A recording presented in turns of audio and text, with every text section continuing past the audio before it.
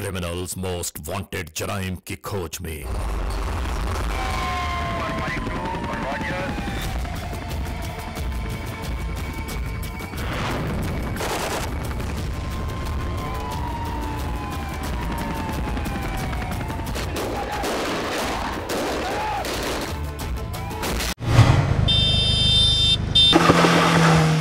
Criminals most wanted में इस बार देखिए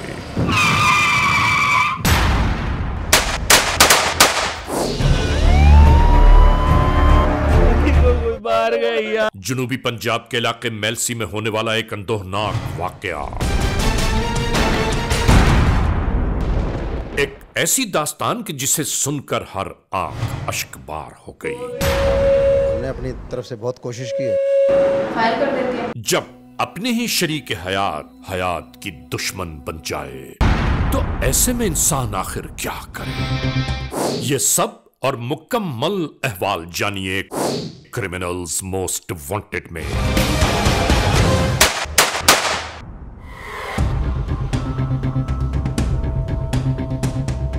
जी जी जी, ओके ओके, नो प्रॉब्लम। हम देख लेते हैं ना, उसके बाद कर लेंगे माँ की। यस, अच्छा।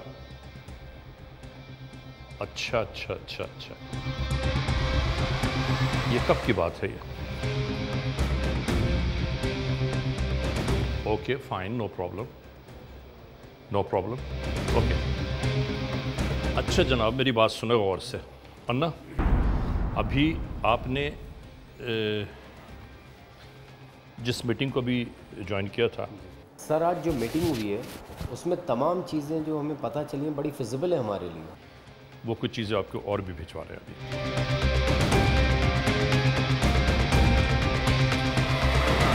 हम जितनी इन्वेस्टिगेशंस करते जा रहे हैं, हर इन्वेस्टिगेशन में एक नया मामला खुलता है।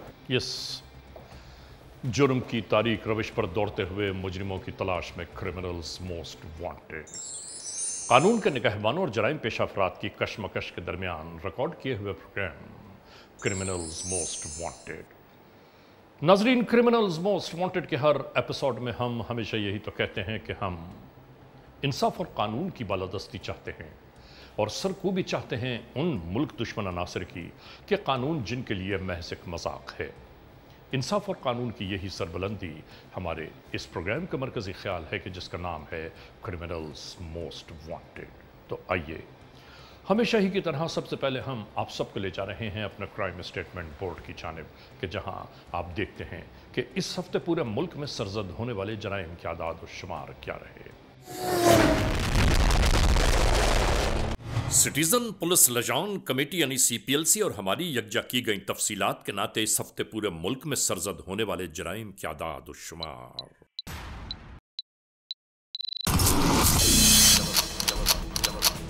व्हीकल थेफ्ट के नाते कार मोटरसाइकिल्स के चोरी या छीन लिए जाने के वाकयात इस बार हुए 391। स्ट्रीट क्राइम जिनके नाते अक्सर लोग महरूम हो जाते हैं अपने कैश, ज्वेलरी, लैपटॉप या खास तौर पर अपने सेलुलर फोन से, ये मामलात इस बार रहे 411। किडनैपिंग फॉर रैंसम यानी अगवा बराए तावान में होने वाले मसाइल इस बार रहे 4। चोरी, डिक्वैटी या रॉबरी में लिखे गए जराइम पूरे मुल्क से यकजा किए जाने वाले आदाद और शुमार के दोष पर ये कार्रवाइयां रहीं 2477। आपने देखा, सिटीजन पुलिस लजान कमेटी यानी CPLC और हमारी यकजा की गई तफसीलात के नाते इस हफ्ते पूरे मुल्क में सरजद होने वाले जराइम के आदाद और शुमार क्या रहे। और अब हम आप तमाम दोस्तों को ले जा रहे हैं उस मोड़ की जानिब के जहां हम आपके लिए पेश करते हैं नई केस फाइल। नाजरीन, criminals most wanted case episode में जो केस फाइल हम तक पहुंची है वो विहाड़ी की तहसील मेलसी से है, यानी जनूबी पंजाब का इलाका मेलसी, कि जहां गुज़िश्ता दिनों जुर्म का एक ऐसा हैबतनाक वाक़या सरजद हुआ कि जिस पर पूरे मेलसी में रहने वाले लोग हैरान और परेशान रह गए कि आखिर ये सब कुछ क्या है। नाजरीन, जुर्म सज़ा के इस दोराहे पर हम आपको बयान करते चलें, आपको आगाह करते चलें, बताते चलें कि एक ऐसी साजिश कि जो अपनों ने अपनों ही के लिए की, और इस साजिश के बाद क्या हुआ, इस साजिश के बाद क्या हुआ, ये सब कुछ हम आज के इस एपिसोड में आपको दिखाना चाहते हैं। लेकिन एक बात ज़रूर बावर कराते चलें कि इस एपिसोड को गौर से देखिएगा नाजरीन, इसमें रिश्तों से बंधा मोहब्बत का एक ऐसा पहलू मौजूद है कि जिस पहलू को एक कुंद आले के जरिए काट दिया गया। शुरू करते हैं आज के जुर्म की दास्तान। ये जुनूबी पंजाब के इलाके जिला विहाड़ी की तहसील मेलसी है। पृथ्वीराज चौहान के साथी शहाबुद्दीन गौरी से जब शिकस्त खुर्दा होकर भागे तो यहां इसी मकाम पर आके उन्होंने पनाह ली। ये बरस है 1192 ईस्वी का। याद रहे कि जब यहां मल्ली कौम आबाद हुई तो इसे मेलसी कहा जाने लगा। 1849 ईस्वी में मेलसी को तहसील का दर्जा दिया गया। 2017 की मर्दमशुमारी के मुताबिक यहां की आबादी जो आज बयान की गई है वो है 9,53,895। जुनूबी पंजाब की बड़ी तहसीलों में से एक यही मेलसी को कहा जाता है। दरियाए सतलज के किनारे वाक़ई ये तहसील इंतहाई सरसब्ज और शादाब है। ये भी याद रखने की बात है कि जब सिकंदर आजम की फौजें यहां आईं तो मेलसी में मल्लियों की हुकूमत कायम थी। इसका एक मशहूर तरीन कस्बा जिला जीम है जो 1596 में आबाद हुआ। हकीम जलालुद्दीन के नाम से मौसूम, जिसकी सबसे बड़ी वजह इस पूरे कस्बे के गिर्द एक तवील दीवार है। शेरशाह सूरी की आमद के बाद यहाँ जिस इलाके को आबाद किया गया वो है करमपुर। अब इसके बाद हम जिक्र कर रहे हैं मौजा मलक वाहन का, जिसकी वजह शोहरत औरंगजेब आलमगीर की जानिब से तामीर शुदा वो आलिशान और दीदाज़ेब मस्जिद है जिसका कोई सानी नहीं। और यहाँ मौजूद हेड साइफन की सूरत में हम आपको एक अजूबा बयान कर रहे हैं, यानी मेलसी साइफन, जो दरियाए सतलज के नीचे से नहर गुजारी गई है वो साइफन के ऊपर बरामद होती है। याद रहे कि साइफन इस इंजीनियर का नाम है जिसने पंजाब में कई हेड्स तामीर किए हैं। नाजरीन, इसी मेलसी की एक और जगह जो बहुत ही मशहूर मारूफ है वो है फतेहपुर, जिसकी वजह शोहरत आज तक यहाँ मौजूद शिव मंदिर है। 1927 वो बरस है कि जब मेलसी रेलवे स्टेशन को तामीर किया गया। याद रहे कि मेलसी में 4 दरवाजे भी मौजूद हैं, यानी बीकानेरी दरवाजा, लोहारी दरवाजा, मुल्तानी दरवाजा और कहरोड़ी दरवाजा। आज हम इसी मेलसी में होने वाली एक अंदोहनाक दास्तान का जिक्र कर रहे हैं। आज की ये बिब्दा उम्मीद, एतमाद, यकीन और भरोसे के चौराहे पर किस तरह बिखर कर चकनाचूर हो गई, बस यही आज का मरकजी ख्याल है। जुनूबी पंजाब के जिला विहाड़ी की तहसील मेलसी में होने वाली एक ऐसी अंतोहनाक हकीकत कि जिसकी सच्चाइयों को जानकर हर एक हैरान और परेशान रह गया कि ये सब कैसे हुआ। शुरू करते हैं आज के जुर्म की दास्तान। 29 जून 2020, थाना सदर मेलसी की हुदूद। नाजरीन, तहसील मेलसी का यह मौजा नीकोकारा है।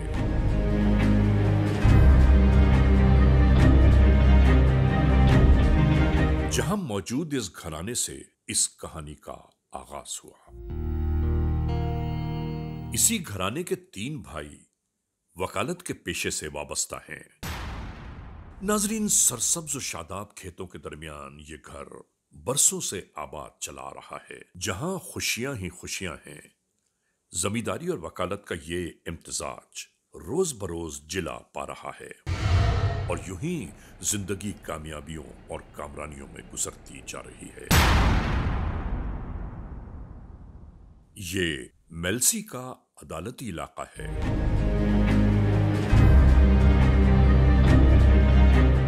इसी में ताहिर शहजाद और इसका भाई अपनी वकालत के मामलात देखते हैं कि ताहिर शहजाद ने खुफिया तौर पर एक शादी भी की हुई है जिसके बारे में अहले खाना को बिल्कुल आगाही नहीं, बस एक यही भाई जानता है। और इस भाई को यह भी मालूम है कि ओकाड़ा में कहीं भाई ने अपनी बीवी को रखा हुआ है।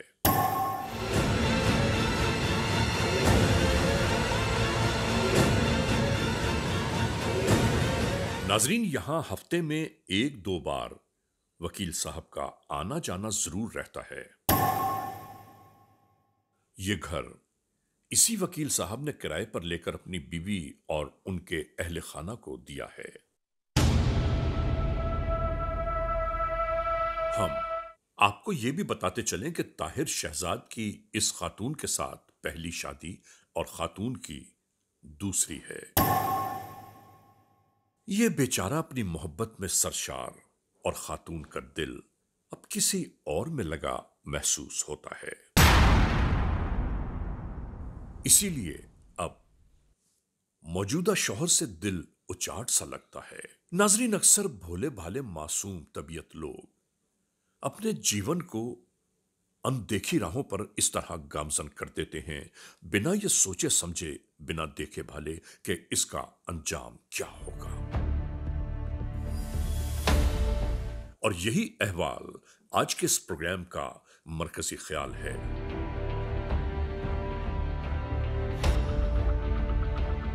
और यह भी ख्याल रखिए कि इन दास्तानों को आप तक पहुंचाने का जो हमारा मकसद, जो हमारा मतलब है,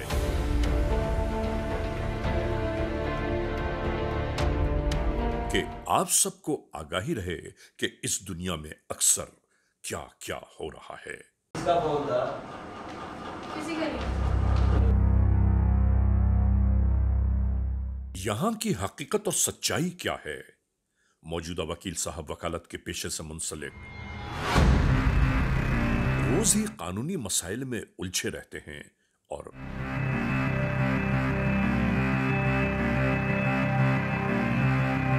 अपने जाती मुआशरती मसाइल पर शायद इन्होंने तवज्जो ही नहीं दी। बिजी थी मैं, वो आए हुए थे तो मैंने आपको कहा बाद में करना वाला। ताहिर शहजाद इसी तरह कानूनी मामलात में मसरूफ और बेगम साहिबा कहीं बे इंतहा मसरूफ जिंदगी इसी तरह गुजार रही हैं।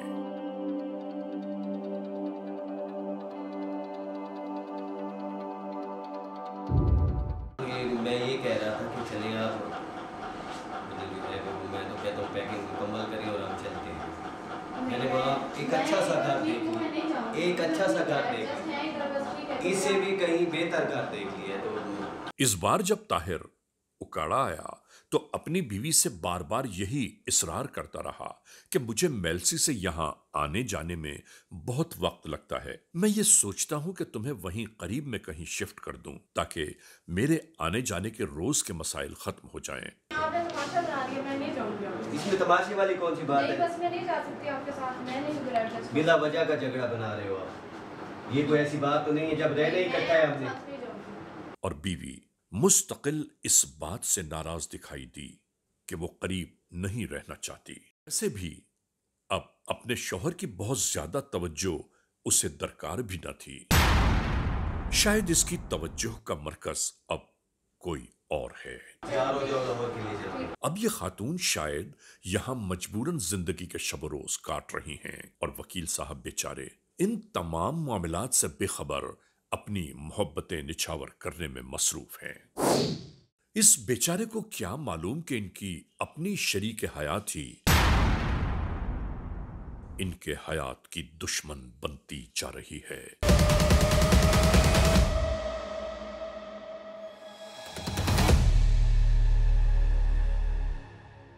ठीक है, फिर एक हफ्ते बाद में आऊंगा। मैं नहीं जाऊंगी आपके साथ। आप ऐसे जाना चाहते हैं जाने, तो मैं आपके साथ नहीं जाऊंगी। नहीं, ऐसी क्या बात है? मैं अब मुझे पहुंचना है, मैं बिहाड़ी। आपने जाना है जाए, मैं आपके साथ नहीं जाऊंगी। नहीं, इकट्ठे ही चलेंगे फिर। मैं नहीं जाऊंगी।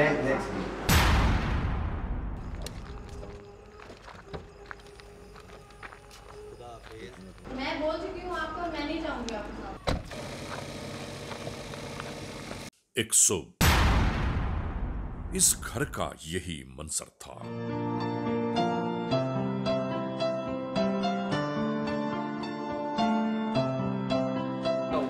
नाश्ता लग गया भाई। अदालत जाने की तैयारियां शुरू थीं।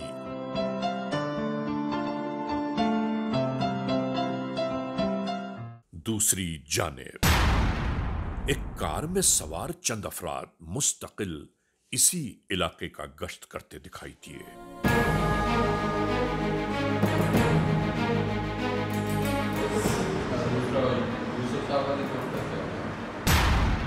भाई घर में किसी केस पर गुफ्तगू करते हुए नाश्ता जल्द अज जल्द खत्म करना चाहते थे। इसी दौरान टेलीफोन बजने लगा।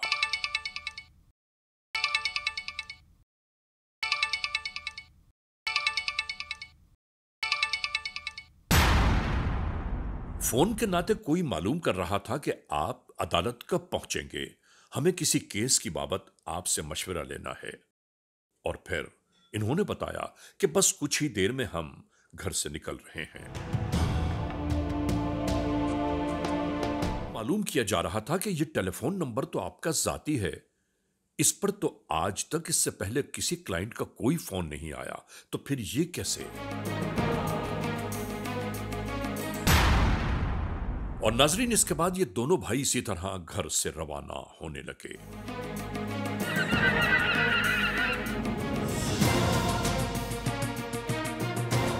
हंसते मुस्कुराते गुफ्तगू करते इसी तरह ये गुजरते जा रहे थे।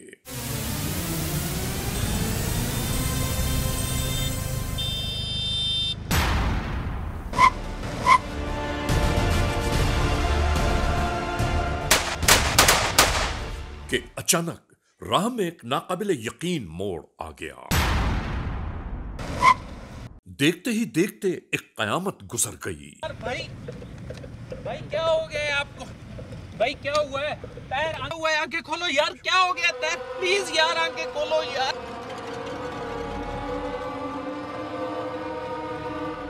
नाजरीन, पीछे से आने वाले अहले खाना जो किसी काम से कहीं जा रहे थे, यह मंजर देखकर जैसे दीवाने हो गए। किसी की कुछ समझ में नहीं आ रहा था कि आखिर इस लम्हे क्या किया जाए। पुलिस हेल्पलाइन 15 के जरिए होने वाले इस वक़्ए की इत्तला दी जाने लगी। 30 कंट्रोल।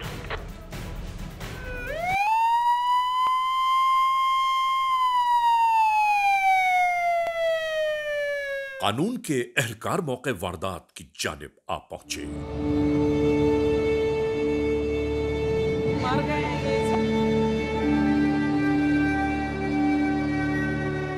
नाजरीन, किसी को कुछ समझ में नहीं आ रहा था कि आखिर ये सब कैसे हुआ।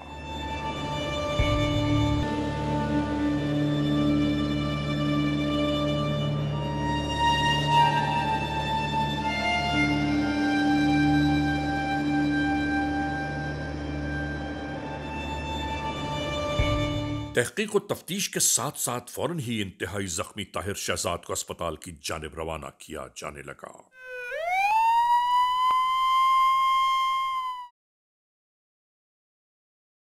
और क्रिमिनल्स मोस्ट वांटेड,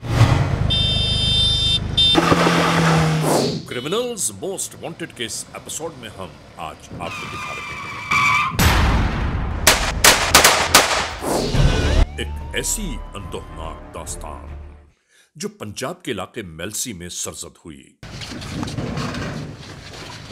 सरेराह जाते हुए 2 वकला पर कातिलाना हमला हुआ, जिसमें ताहिर शहजाद नामी इंतहाई खतरनाक सूरत हाल में अस्पताल पहुंचाया गया। यहां मरीज के साथ साथ आने वालों का सिलसिला मुस्तकिल जारी था।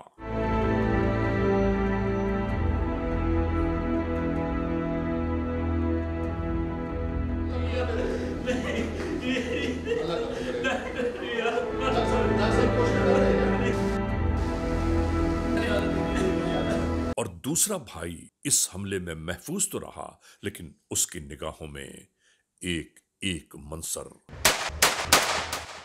घूमता रहा। आखिरकार मौजूद डॉक्टर ने ये दिलसोज पैगाम सुना दिया। आप इसे बचाने की कोशिश करेंगे प्लीज।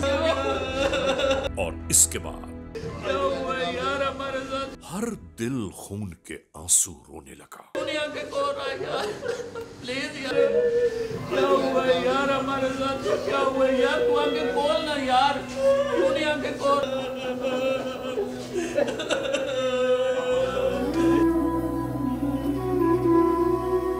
पेशेंट को मेरे मेडिकल ऑफिसर ने भी देखा है, मैंने भी देखा है। पेशेंट को बहुत सीरियस कंडीशन में लाया गया है। अब हमने अपनी तरफ से बहुत कोशिश की है। अस्पताल में मौके पर मौजूद एसएचओ इस खानदान से मुस्तकिल ये इसरार करते रहे कि आपको पोस्टमार्टम जरूर कराना चाहिए, जबकि खानदान वाले इस बात पर राजी न थे। और बिलाखिर पोस्टमार्टम का सिलसिला शुरू हो गया। जुल्म की इंतहा तो ये है कि एक वकील को सरेआम शारा-ए-आम पे मर्डर कर दिया गया। ज़्यादा हमारी बार के मोअज़्ज़ज़ रुकन थे जिनको ब्रूटली मर्डर कर दिया गया। तो ये एक मसरूफ़ रोड था, फतेहपुर और जल्ला जीम की तरफ जा रहा था और ऑन दी रोड ये वाक़या हुआ है। हम वकला लोगों को इंसाफ के हसूल के लिए दिन रात कोशां रहते हैं और वकला जो मुआशरे का एक मुअज़्ज़ज़ रुकन है और उन्हें इंसाफ दिलवाया जाए। डिमांड करते हैं कि मेरिट पे इंसाफ हो और जल्दी इंसाफ हो। उनकी इस तरह की मौत पे पूरी बार मेलसी सोगवार है। मियां ताहिर शहजाद एडवोकेट साहब जो थे, हमारे बार के मेंबर थे, बड़े ही इंतहाई शरीफुन नफ्स इंसान थे और उनका जो मर्डर हुआ है इसका के लिए हमारी पूरी वकला कम्युनिटी बड़ी दुखी है। बड़ी ज़्यादती हुई है। अगर हमें भी इंसाफ नहीं मिलेगा तो फिर हम बाकी लोगों को क्या इंसाफ लेकर देंगे। मैं वो बदकिस्मत इंसान हूँ। ये वक़ुआ सारा मेरी आंखों के सामने हुआ और अभी तक मुझे ये समझ नहीं आ रही कि ये हमारे साथ हुआ क्या है। ना हमारी कोई दुश्मनी थी, ना हमारा किसी से कोई लेन देन था। मैं ताहिर शहजाद का बड़ा भाई हूँ। मैं वो बदबख्त इंसान हूँ जो जिसने अपने हाथों से भाई का जनाजा उठाया है। हमारी चीफ जस्टिस से और वज़ीर आज़म से रिक्वेस्ट है कि इनको कैफ इक़्तिदार तक पहुँचाया जाए। जब हम उनके पास पहुँचे तो ताहिर भाई आखिरी सांसें ले रहे। FIR नंबर 156/20 ताज़ीरात पाकिस्तान बजुर्म ज़ेर दफ़ा 302, 34 और 109 के तहत ये कार्रवाई की गई। ये वक़ुआ जो है इसमें मुझे जो लग रहा है कि आपकी कोई मुखालफत किसी के साथ हो सकती है। लेवल पे काम हुआ है तो इसमें सर ऐसी कोई मुखालफत मुझे नहीं नज़र आती सर। पूरा वाक़या तकरीबन 9:15 जो कॉल आई ना सर, तो उसमें जो है वो भाई में कह रहे थे कि हम बस निकलने वाले हैं, आ जाए। तो उसमें बात क्या हुई है? कितनी लंबी बात हुई है? बात तो इतनी लंबी नहीं हुई, मुख्तसर हुई है सर। तो आप इकट्ठे एक गाड़ी में आ रहे थे? हाँ, एक ही गाड़ी में। शुरू से रूटीन भी यही है सर कि चैम्बर भी एक है, गाड़ी भी एक है, सफ़र भी इकट्ठा करते हैं। उसको फायर किया? जी, उसी को फायर। मैं इसे ये ऑब्जर्व करता हूँ इस वक्त तक कि वो टारगेट किलिंग हो सकती है। टारगेट किलिंग क्यों होगी? मुझे तो ऐसी ऐसा सर कोई दुश्मनी नज़र नहीं आती सर। मुझे पता चला है, मेरे पास इन्फॉर्मेशन आई है कि आपकी भाभी की दूसरी शादी है। पहले इसकी शादी कहीं और हुई थी। सर आप पर्सनल जो है वो डिस्टर्ब कर रहे हैं। आप मुझे ये बताएं कि मैं तफ्तीश चेंज करूं। आपके साथ वो क्वेश्चन कर रहा हूँ जो तफ्तीश के रेलेवेंट है। सर मैं कोई अनरेलेवेंट सवाल नहीं कर रहा और आपके फ़ायदे के लिए कर रहा हूँ। सर मैं समझता हूँ। तो आप महसूस ना फरमाइएगा। सर मैं समझता हूँ। आप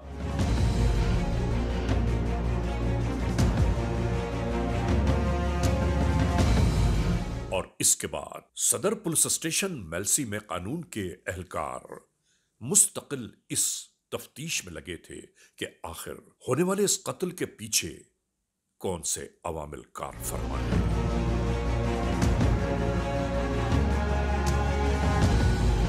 मौके वारदात से मिलने वाले मुख्तलिफ शवाहिद और टेलीफोन कॉल्स का रिकॉर्ड चेक किया जाता रहा। हेलो, वासलाम। हाँ जी, क्या बना? जो है पक्की खबर है ना, रिलायबल है बिल्कुल। बस मैं अभी निकल रहे हैं, हमारी नफरी बिल्कुल तैयार है। शमून जल्दी तैयारी करें आप।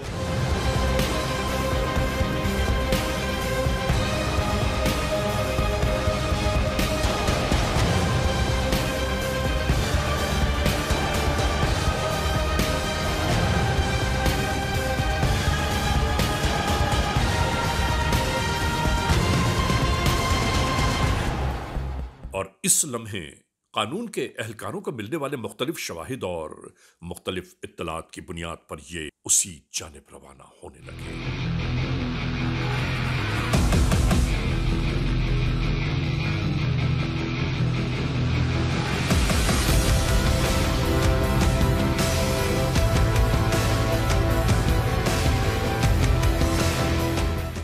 इस जानिब एक शख्स नींद से बेदार होकर बाहर की जानिब चल दिया।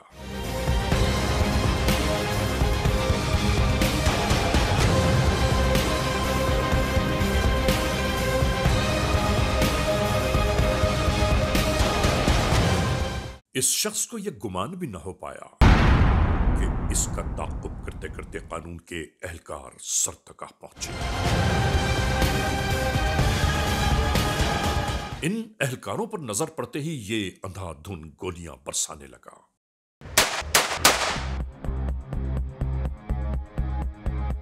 के बाकी साथी कमरे में उधर कार्डन ऑफ करें।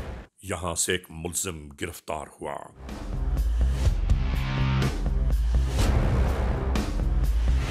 नाजरीन, इस मुल्जिम के गिरफ्तारी भागदौड़ फायरिंग के बावजूद कमरे में धुत पड़ा एक और मुल्जिम हर चीज से गाफिल रहा,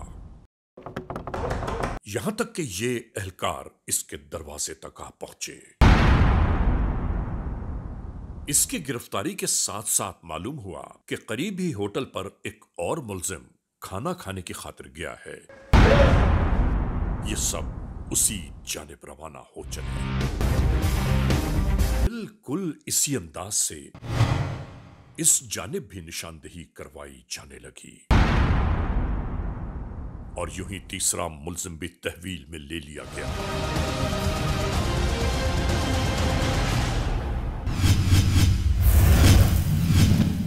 क्रिमिनल्स मोस्ट वांटेड। क्या नाम है तुम्हारा? इम्तियाज़ बेग। तो तुमने ये कत्ल क्यों किया एक बेगुनाह शख्स को? सर जी, हम तो पढ़े लिखे आदमी हैं, एफ तलीम है। मैंने तुम्हारे पास ट्यूशन रखनी है, मैं पूछ रहा हूँ ये कत्ल क्यों किया? इम्तियाज़ के कहने पे। किस इम्तियाज़ के कहने पे? मलक इम्तियाज़ का। जो वो कहेगा वो तुम करोगे? सर वो उसने ये नहीं बताया था कि मैं किसी लड़की से इश्क करता हूँ तो उसको उसके अपना हस्बैंड को मारना है सर। तो उसने कहा था कि मेरे बाप का कातिल है, उसको मारना है सर, जो इसलिए मैं आया था। दौरान इंटरोगेशंस जो एक अहम तरीन बात मंजर-ए-आम पर आई वो ये है कि इस कत्ल के पसे पुश्त जो अहम तरीन किरदार मौजूद है वो इसी वकील ताहिर शहजाद की बीवी है, यानी इसकी अपनी ही शरीक हयात जिसके ईमा पर इसके शौहर की हयात छीन ली गई। क्या नाम है तुम्हारा? मोहम्मद लतीफ़ पप्पू। क्या किया तुमने? कत्ल किया है। कैसे किया? इम्तियाज़ मेरा दोस्त है और इम्तियाज़ का बाप भी मेरा दोस्त है। इसने कहा है कि ये मेरे वालिद का कातिल है, इसलिए हम इधर आ गए। लेकिन जो काम तुमने किया ये माफ़ी वाला काम किया है। माफ़ी लेनी है तो उस बच्चे से मांगो जो उसका बेटा मासूम बच्चा है, उसकी माँ से मांगो जो बूढ़ी औरत घर में पड़ी है, बेहोश पड़ी है। तुम्हें शर्म नहीं आई ये काम करते हुए? बस जी, हो गई, आइंदा नहीं करे। एक इंसान का कत्ल पूरी इंसानियत का कत्ल है। क्या नाम है तुम्हारा? मुस्तानसर यासीन। क्या किया तुमने? कत्ल किया है सर। किसको? ये शहजाद अली एडवोकेट। क्यों कत्ल किया है? ये मैं अरसा 3-4 साल से इम्तियाज़ अली खोखर के साथ रह रहा था। तो समिया बतूल जो है वो इम्तियाज़ अली खोखर की मशहूर थी, तो ये उनसे मिलने भी जाता रहता था। तो मैं बाहर इसकी जो है बाहर देखभाल करता था। इम्तियाज़ अली खोखर ने समिया से कहा कि मैं तुमसे शादी करना चाहता हूँ। तो उसने कहा भी शहजाद अहमद एडवोकेट को रास्ते से हटा दो तो मैं तुमसे शादी कर लूँगी। यार तुम्हें शर्म नहीं आती ये बात बताते हुए? कुछ तुम्हारे अंदर का इंसान मर गया है? बस जी, गुनाह हो गया जी। ये गलत मर गई तुम्हारी? शर्म बहुत आती है जी।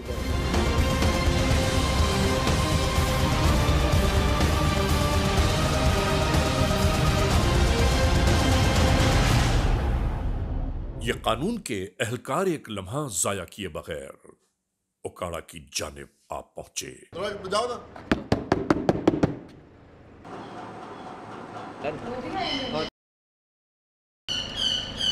जोर से बजाओ।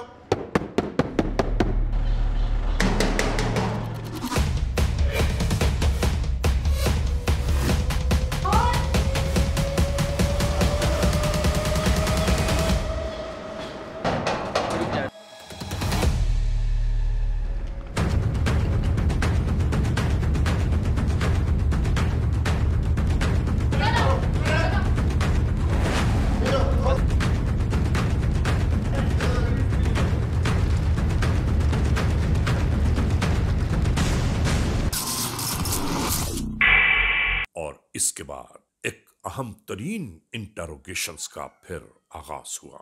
समिया, मैं आपसे पूछूं पूरी दास्तान या आप खुद बताएंगी? मैं क्या बताऊं आपको जब मैंने कुछ किया ही नहीं है। और क्या करना था तुमने? आपको गलत फहमी हुई है, मैंने नहीं करवाया कुछ भी। ताहिर शहजाद को आपने मर्डर करवाया है। आप खाम खा की बातें कर रहे हैं, मैंने ऐसा कुछ नहीं करवाया है। मुझे खाम खा की बातें करने की क्या जरूरत है? जब आपने अपने खामद को मर्डर करवा दिया तो फिर अभी बताओ ना। वो मेरे शोहर थे, मैं उनका कत्ल कैसे करवा सकती हूँ? शोहर को ही तुमने कत्ल करवाया? मैंने नहीं करवाया, आपको गलत फहमी हुई है। मैं जो आपसे पूछ रहा हूँ गलत नहीं पूछ रहा, मेरे पास तमाम एविडेंस मौजूद है। आप सही मुल्जिमों को पकड़ने के बजाय आप मुझ पर डाल रहे हैं सारी बात। समिया, मैं आपको बता रहा हूँ कि आपके खिलाफ तमाम एविडेंस मेरे पास मौजूद आ चुकी हैं और आपके हमराई मुल्ज़मान को भी मैंने गिरफ्तार कर लिया है। सर देखिए, उनके घर वाले मुझे फंसा रहे हैं इसमें, ये उनके घर वालों ने ही करवाया है। वो इसलिए मुझे इसमें उलझा रहे हैं क्योंकि मेरी और ताहिर की पसंद की शादी थी, वो इस शादी से खुश नहीं थे। आपको पता है कि आपका एक इम्तियाज़ खोखर नामी आदमी से ताल्लुक़ था और आप रोज़ाना हज़ारों की तादाद में उसको मैसेज करती थी और बातें करती थी। तमाम दिन आपका टेलीफोन उसी के साथ मसरूफ़ रहता था। सर देखे, माफ़ कर दे, मुझसे गलती हो गई है। अभी माफ़ी मांग रही हो? अभी माफ़ी की गुंजाइश है कोई तुम्हारे पास या मेरे पास कि मैं माफ़ करूँ आपको? सर इम्तियाज़ मुझसे शादी करना चाहता था, मैंने उसे कहा कि मैं शादीशुदा हूँ, आप मुझसे कैसे करेंगे शादी? तो उन्होंने मुझे ये बात की कि हम रास्ते से उसे हटा देंगे। अच्छा, ये तरीका था उसको रास्ते से हटाने का? इसके तो और बहुत से तरीके हैं। कोर्ट में जाती, तलाक ले लेती, खुला ले लेती। आप एक पढ़ी लिखी खातून है, आपको चाहिए था आप अदालत में जाती। तुमने तलाक सिर्फ इसलिए नहीं ली कि तुम्हें उसकी जायदाद, उसकी विरासत से कुछ नहीं मिलेगा, इसलिए तुमने उसको कत्ल करवाया। फिर बाद में बेवा बनने के लिए तमाम ड्रामा रचा दिया ताकि उसकी तमाम जायदाद आपके हाथ में चली जाए। ये एक वकील का अंधा कत्ल जो है ये पुलिस के लिए एक मुहिम्मे के तौर पे सामने आता है, जिस पे पुलिस अपनी पूरी तजर्बे को और अपनी तमाम तरह सलाहियतों को बरूए कार लाते हुए इस मुकदमे को ट्रेस करने पे अपनी मेहनत शुरू करती है। और इस कत्ल का जो असल मुहर्रक है वो यही है कि इसको मरवाने में इसकी बीवी ने इसके साथ कमिटमेंट इम्तियाज़ खोखर के साथ ये की थी कि तुम्हारे साथ शादी मैं तब करूँगी कि जब तुम ताहिर पीरज़ादा को कत्ल कर दोगे। और उसमें इसको फ़ायदा ये होगा कि अगर ताहिर पीरज़ादा जो है वो मारा जाता है तो उस मकतूल की बेवा होने के नाते से इसका जो बेटा 3 साल है, ताहिर पीरज़ादा का जो 3 साल बेटा है, वो इसकी जायदाद का कुल्ली वारिस बन जाएगा। और इस तरह एक तीर से 2 शिकार हो जाएंगे। एक तो ताहिर पीरज़ादा को रास्ते से हटा के आइंदा ये इम्तियाज़ खोखर के साथ अपनी शादी करेगी, और दूसरा ये था कि इम्तियाज़ खोखर के साथ शादी करने में जितनी जायदाद इसकी ताहिर पीरज़ादा की है वो बेटे के नाम और बीवी के नाम मुंतकिल हो जाएगी, और इनकी आने वाली ज़िंदगी जो है वो बड़ी आसानी से और बड़ी ऐशो आराम की ज़िंदगी गुजारेंगे। नाजरीन, इस पूरी कार्रवाई को देखने, सुनने, जानने के बाद अक्ल फहम ये बात सोचने पर मजबूर हो गई कि इस दुनिया में इंसान इत्मीनान, भरोसा, यकीन आखिर किस पर करे। और नाजरीन, इस पूरी दास्तान का मतमय नजर यह है कि इंसान इस दुनिया में जहां रिश्तेदारी, कराबतदारी करे, उसे अच्छी तरह ये मालूमात कर लेनी चाहिए कि जिन लोगों से कराबतदारी की जा रही है उनका अमल और किरदार क्या है। और ये बिल्कुल सच है कि खानदान के किसी भी मजबूत ताल्लुक को बरकरार रखने के लिए रिश्तेदार, अजीज, अकारिब, बुजुर्गों का मौजूद होना इंतहाई जरूरी है। नाजरीन, क्रिमिनल्स मोस्ट वांटेड के इस एपिसोड में आपने देखा आज के जुर्म की दास्तान का मुकम्मल अहवाल। हमने आपको दिखाया कि एक शरीक हयात ने हयात की डोर को काट कर रख दिया। नाजरीन, रिश्तों में उलझी हुई एक ऐसी दास्तान कि जिस दास्तान को आप या हम कोई नाम नहीं दे सकते, बल्कि एक बात ज़रूर कही जा सकती है कि इस दुनिया में इंसान यकीन, भरोसा, एतमाद करे तो आखिर किस पर। बहरहाल आज के इस एपिसोड को इस मोड़ पर इख्तिताम तक पहुंचाते हुए हमेशा ही की तरह आप तमाम दोस्तों से सिर्फ यही तो कहना है कि अगर खुदा न खास्ता ऐसे हालात, ऐसे वाक़यात, ऐसे मामलात मुल्क के किसी भी कोने में रूनुमा हुए हैं या हो रहे हैं तो बराह करम कानून के हाथ मजबूत कीजिए। हमें इत्तला दीजिए और याद रखिए कि इत्तला देने वाले का नाम हमेशा ही ज़ीर रास में रखा जाता है। cmw@arYnews.tv या हमसे फेसबुक पर राबिता कायम कीजिए, यानी अली रज़ा cmw@gmail.com। और हाँ, आइंदा एपिसोड तक इंतज़ार कीजिएगा।